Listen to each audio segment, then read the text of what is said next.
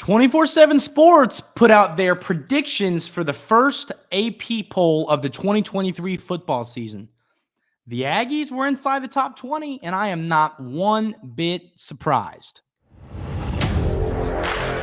You are Locked On Aggies, your daily podcast on the Texas A&M Aggies. Part of the Locked On Podcast Network, your team every day.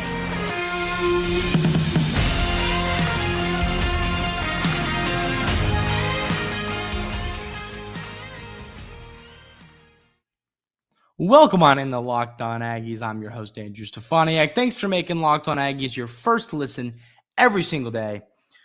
247Sports this morning put out an article talking about the top 25 teams. They predicted their AP poll, how the AP is going to vote, who's going to be in the top 25 at week one of the college football season. I think to the disliking of many, they had Texas A&M at 16. So before we get into this, I'm going to read the quote or the little, what they had listed under Texas A&M, because I think, frankly, it's a lot of stuff that we've talked about here on Locked On Aggies. So let's read this out. Perhaps the toughest team to project in this AP look ahead, Texas A&M has a top 10 roster in college football, but that didn't show up in 2022 on the field. The Aggies went 5-7. Connor Wigman now studies under new offensive coordinator Bobby Petrino, who could take the SEC by storm if he's given actual reign over this unit, free from Jimbo Fisher's fingers. Fisher's fingers, that sounds funny. The Aggies should be strong up front, and if they can start the season on a positive note, perhaps they challenge for a crown in the final year of the SEC West. So, I think that's definitely. So we talked about this a little bit yesterday, folks, and I think that the national media they're tired of ranking Texas A&M high preseason because of underperforming expectations, which I fully understand. That I do get it, because it's like, how do you keep putting a team at the top of the pedestal if they don't show up on the field? And so Dez, him and I were just talking. He was talking about some of the stuff I said on yesterday's show, and we had a back and forth conversation, and he made some great points. One of the things he was talking about is, like, as fans, we kind of want. I'm trying to think how to explain this. As fans, we can expect this talent to take that leap forward, but at the end of the day, it has to happen, and that's kind of what he was getting at. And he's exactly right. I mean, as fans of Texas A&M football, we know how talented this roster is. We know how talented this team is. We assume it's going to be better than last year just because these players are good. That's my thoughts. I mean, now I have a lot of analytics and statistics behind it, and that make me feel that way. But I think it's a good point. It's like, so what I'm kind of getting at is, I do understand why a lot of national media just don't like the Aggies this year. It's hard when you have a team preseason ranked top 5, top 10 year in and year out, and they just kind of don't perform to the level that you would expect a team preseason ranked that high to perform. But and I think this was another thing Des said, but the wait and see approach, I think that's a great way to explain it. And that's kind of what we talked about recently with how unpredictable this Texas A&M team is. They're so unpredictable. The ceiling is here, the floor is here. Somebody commented the other day, which just was hilarious because this was a joke, but somebody commented the floor is 12-0, or the ceiling is 12-0 and the floor is 0-12, which is hilarious because obviously, yes, technically they're going to finish somewhere in between there. But I think, that joke really applies to this season, because it's like the floor and ceiling is here and here. I mean, it is so different compared to most teams. I made the joke yesterday talking about like a Georgia, the ceiling of Georgia is like the ceiling's 12, the floor is 11. It's like there's no difference. With this Texas A&M team, like they said in that little blurb about Texas A&M, they could be fighting for a piece of the pie in the SEC West in its final year, or they could be bad. I mean, the options of what could kind of play out this year on the field for the Aggies is a wide discrepancy. I mean, it could go so many different ways. So some interesting notes about this article and where they had people ranked. The Aggies were ranked ahead of Ole Miss and South Carolina. I'm not surprised they're ranked ahead of South Carolina. I'm a little surprised they're ranked ahead of Ole Miss. Ole Miss is a team that a lot of people are high on. I'm personally not, just because I don't know, folks. I think that quarterback battle, I think it's the battle of mid, to be honest with you. I think those are Jackson Dart, Spencer Sanders, good quarterbacks. They're fine, but I mean, these aren't world-beaten guys. And then I think that I don't like the way Coach Kiffin, I don't like the way he used the transfer portal. I mean, it's kind of like what Coach Prime did up in Colorado, which he kind of had to. I get it, but it's like bringing 50. He had the number one ranked transfer class because he brought in like 57 million dudes. That's not. To me, a big part of the game of football is brotherhood, connection, knowing each other, fighting for your brothers. I think that's a big part of it. And when you have a whole bunch of banged up, relationships, dudes that don't know each other, dudes that are trying to learn each other's names when you're practicing. I don't think it's hard to win football games like that. Now, you're going to have a flash in the pan every once in a while and take a transfer portal team and win 10, 11 games. It's going to happen. Teams are going to do that. I wouldn't be surprised if Ole Miss did that at some point. But I think I just don't like the way that works. So I'm not high on Ole Miss. I'm surprised the Aggies are ranked ahead of them on this list. But frankly, I think Texas A&M is going to be a better football team than Ole Miss this year. I think many would find that to be a bold statement, and I don't feel that way. I'm not high on them. Now, you have to go play them at their place this year, so I don't love that. If this game's in Kyle Field, I think Texas A&M wipes the floor with them. I think with it being in Oxford, I think it's going to be a dogfight. So we'll see how that game kind of pans out. But ahead of Ole Miss, ahead of South Carolina, the only thing that really was kind of, I would say, more shocking than being ranked ahead of Ole Miss was the fact that Arkansas wasn't on there. I think that Arkansas is going to end up having a better season than Ole Miss, South Carolina, and then maybe even I think Tennessee, who's ranked ahead of the Aggies. I think Arkansas is going to be a dang good football team, veteran leadership, great running back, good defense. They play the most aggressive, hard-hitting football in the country, I think. And you got one of the best quarterbacks, I think, in the SEC. I've floated my opinions on KJ Jefferson, how I'm not the biggest fan that he's like the best quarterback ever. I think he's a solid starting quarterback in the SEC, but I don't think he's going to take Arkansas to a national championship this year. I don't see that kind of ceiling for the Razorbacks. But I was surprised they're not on here because I really do think that Arkansas is better than Ole Miss and South Carolina. Like, I feel better about the Ole Miss game in Oxford than I do the Arkansas game in Arlington. I'm not stoked about that Arkansas game. I don't know. I just think that's going to be tougher than many imagine. But so Tennessee, LSU, and Bama were the only opponents of the Aggies that were ranked ahead of them in this list. No surprises there. Bama was at 4, which is a surprise because I don't think I've seen Bama at 4 in a preseason poll in a long time. But Bama's at 4, LSU is up there, Tennessee's ranked a few spots ahead of the Aggies. None of that's a surprise. All those teams are going to be favored to beat Texas A&M. Will that happen on the field? We'll just have to see. But so I guess to kind of sum all the realities of this ranking system to me is 247 Sports, which is a page. I love their rankings. Those of you everydayers that listen know I love 247 Sports rankings. I think they're the best in the business. Like On3 and Rivals. I'm not as big of a fan of those sites as I am 247. I love 247. I think they do a great job. So I really respect their rankings, their opinions, their recruit rankings, these kind of articles. So when I respect it when they have Texas A&M at 16. It came as a surprise, folks. Like, I'm going to be brutally honest with you. When I opened that article and was scrolled from 25 to 20 and didn't see Texas A&M, I said, well, they are not going to be on here. And then I was like, heck, we'll scroll a few more spots. And I got to 16. It's almost like, wow. I just didn't. I feel like most places are going to have Texas A&M ranked just based off how good the roster is. But I feel like it's going to be in the 22 to 25 range. I don't like when the actual AP poll comes out. I don't think Texas A&M is going to be sitting at 16.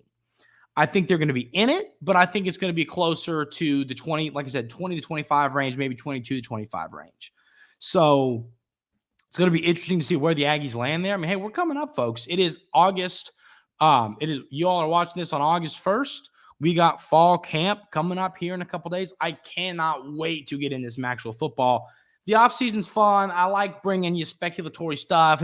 Who's going to start? Who's going to do this? Who are we going to beat? But at the end of the day, I am excited to get down to it and talk about football, folks. Haven't really been able to do it much besides breaking down the spring game, because you all got to remember, I started. Heck, it feels like I've been doing that. Folks, it's funny. I hit 54 episodes. I think I'm at like 56 now. I couldn't believe it. It feels like I started this like 2 days ago. But so I took over Locked On Aggies, and it's been the offseason. There hasn't been much football to talk about. So we are almost there, folks. I'm really, really excited to get to break down some Texas A&M football, to get to break down some fall camp, see how the Aggies are looking in fall camp. I think it's going to be impressive, and I'm hoping that it's going to kind of sell the national media. Hey, this is going to be a dang good football team, so get ready to rock and roll. But yeah, folks, fall camp is coming up. I'm really excited. It's going to be a ton of fun. I can't wait to cover that for you all and bring you some fun episodes there. But another interesting thing here, we've talked a little bit about DJ Hicks here on Locked On Aggies, talked about him somewhat recently. ESPN put out a list where DJ Hicks received some high praise. We're going to talk about that coming up right here on Locked On Aggies.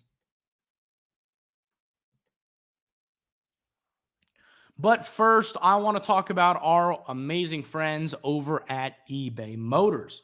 For a championship team, it's all about making sure every player is a perfect fit.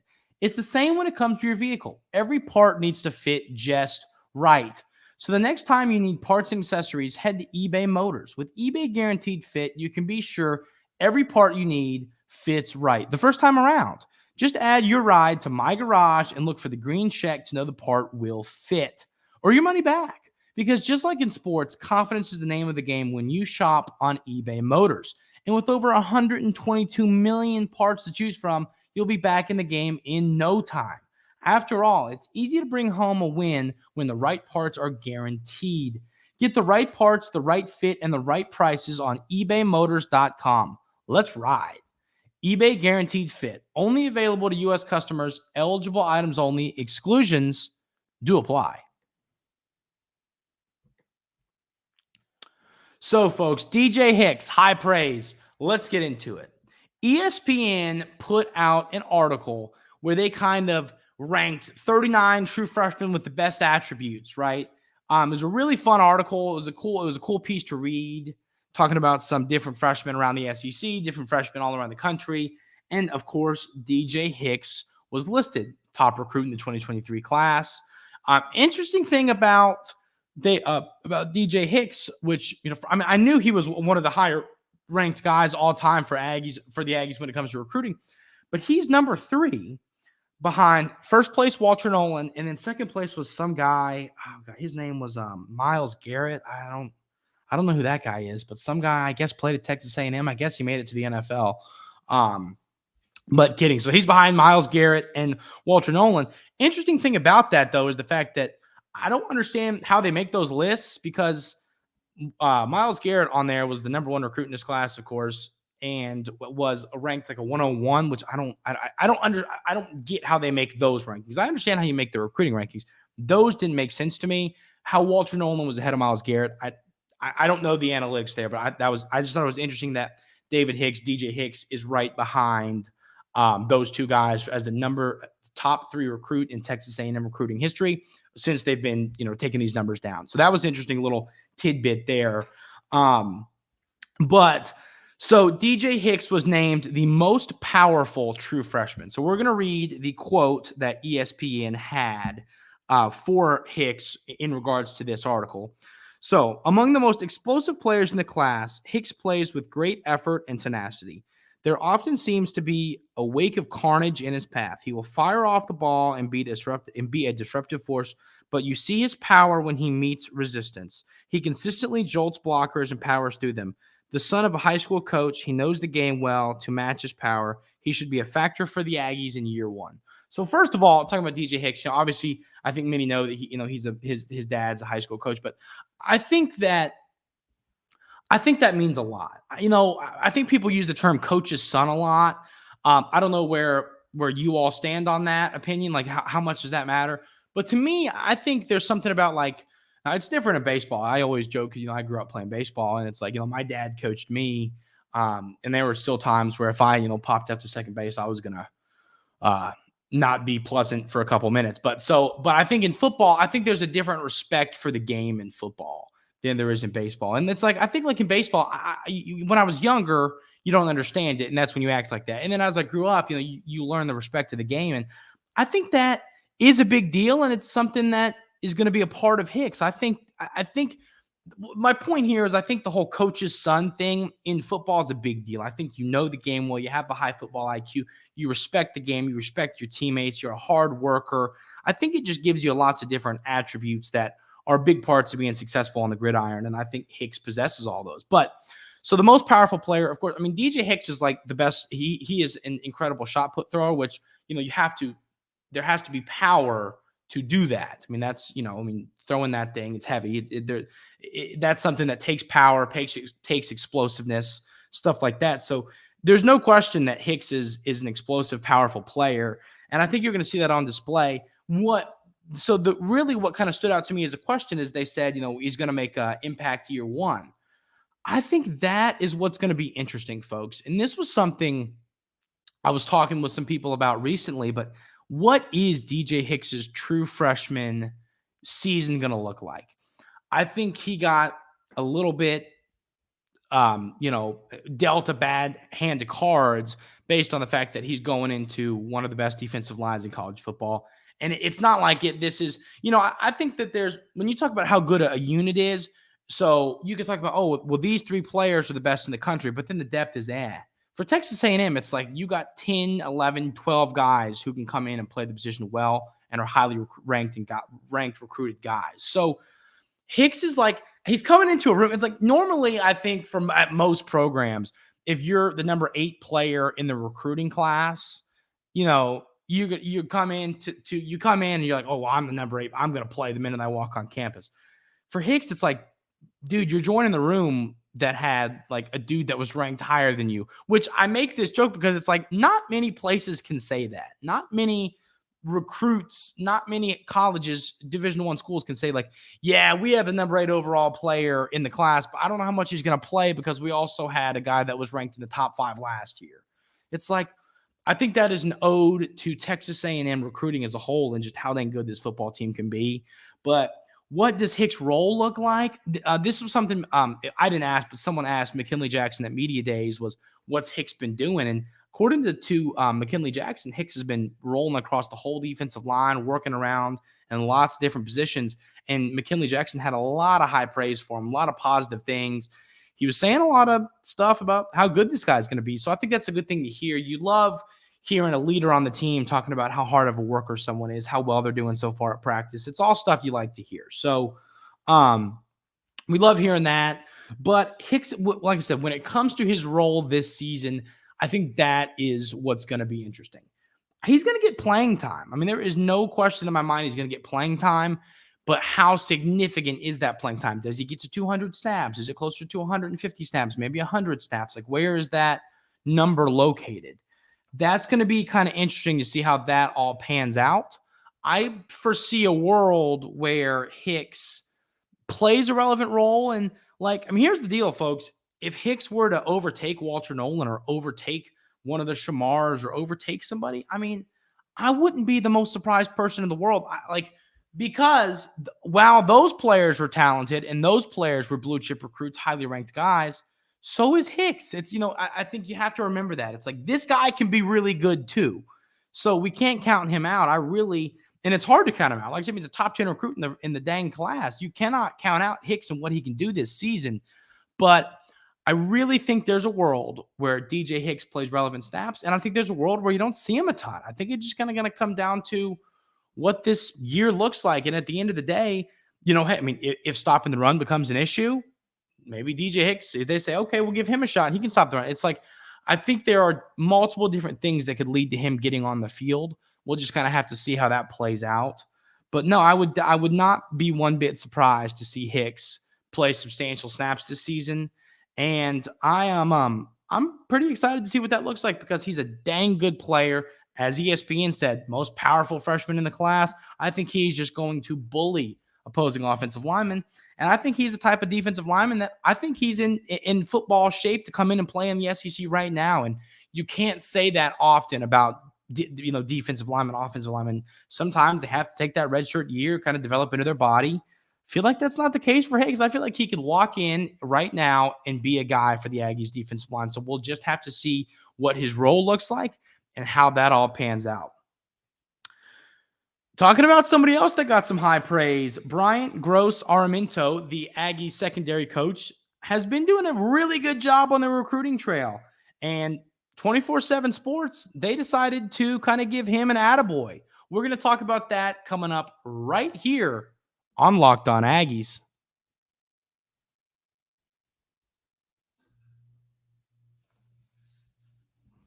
So BGA, great recruiter. We've all known that.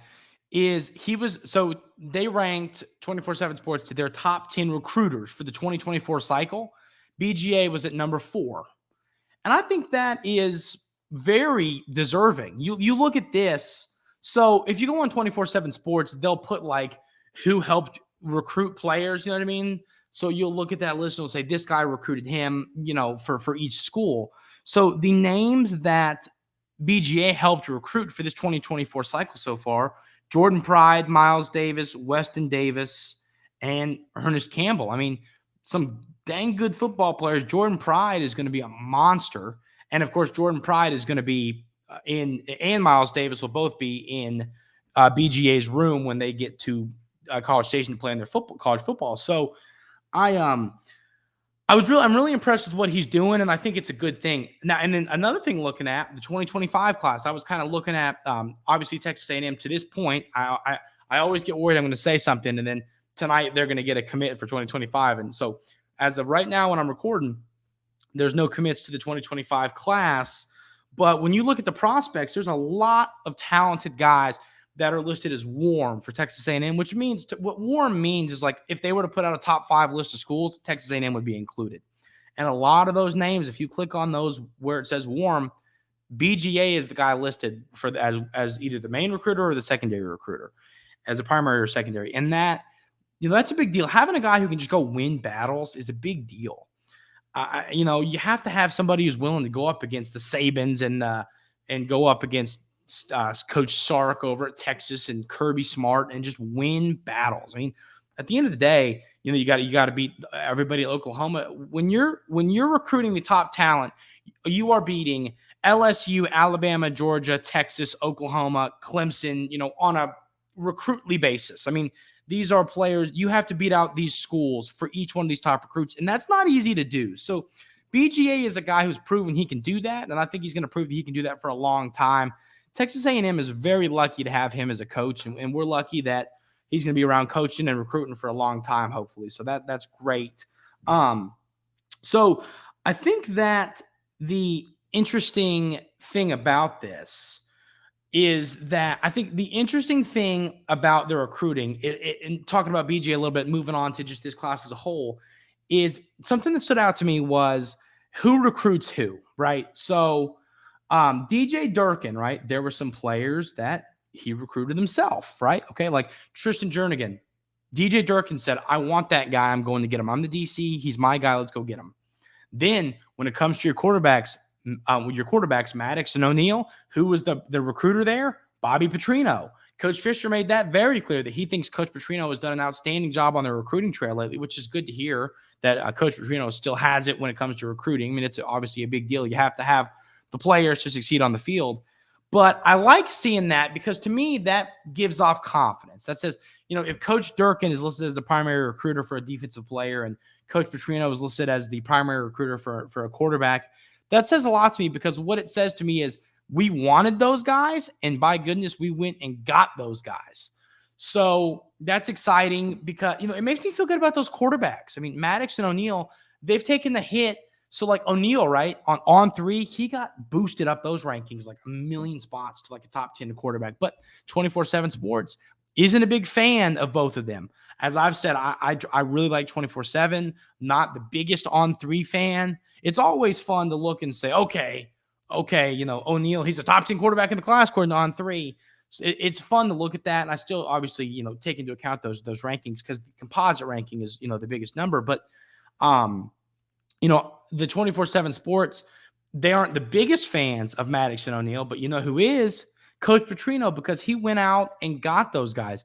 Texas A&M is in a place right now in the recruiting world where you call the number one quarterback, number two quarterback in the class, they're going to answer and they're going to listen.